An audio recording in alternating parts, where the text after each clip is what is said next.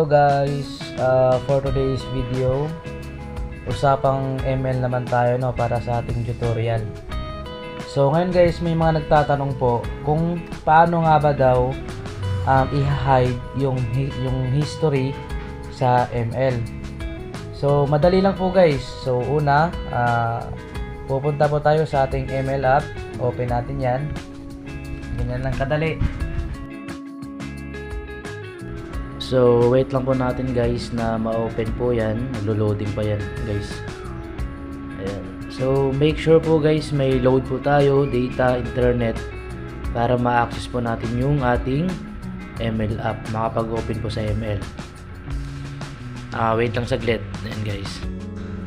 Napakadali lang. Ayan na, na-open na natin yung ating ML. So, ngayon, ating gagawin naman is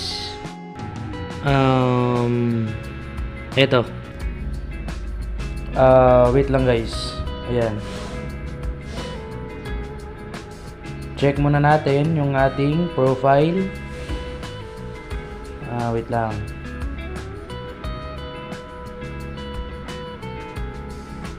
So, ayan. Check natin ating profile. 'Di ba? Punta tayo diyan. Ang sweet guys, no, 'di ba? Buti pa yung ML may magjowa no? So social, ayan yung mga yung mga affinity, 'di ba? Sa history, ayan guys. So ngayon, punta tayo ulit. Tingnan natin. So eto na 'yon. Ito na yung gagawin natin kung paano nga ba natin i-hide ang ating history na walang ibang makakakita kundi tayo lang mismo. Sa settings, yung sa right side guys, yung sa upper right side. Yan. Yan, upper right side. And then sa privacy. Click natin yung privacy. 'Di ba? So may nakikita tayo diyan na marami, 'di ba?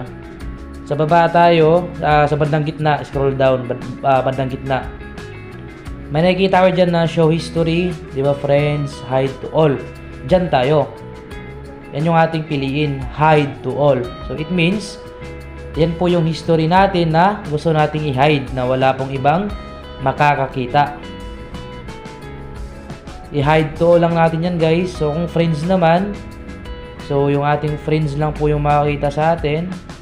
Yung show history, so yan po yung public or lahat pwedeng makakita sa iyong profile.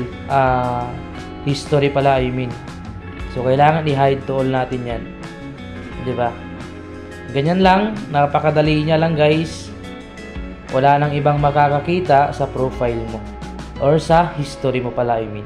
Thank you guys.